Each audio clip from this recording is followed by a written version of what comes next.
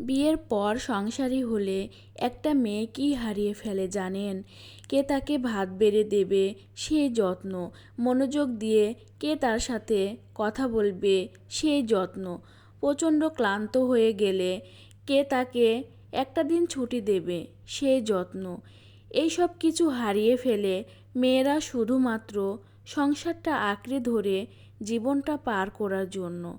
ছুটি নেই, ছাড় নেই, চোখের জলেরও দাম নেই।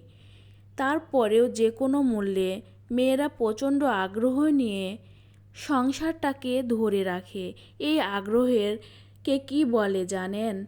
এই আগ্রহের বকা বকা একটা নাম আছে। এই আগ্রহের নাম মায়া। নিজেকে নিঃশেষ করে আগলে রাখার নাম মায়া। অথচ সংসারে তার জন্য কোনো মায়া হয় না। কেমন অদ্ভুত না ব্যাপারটা?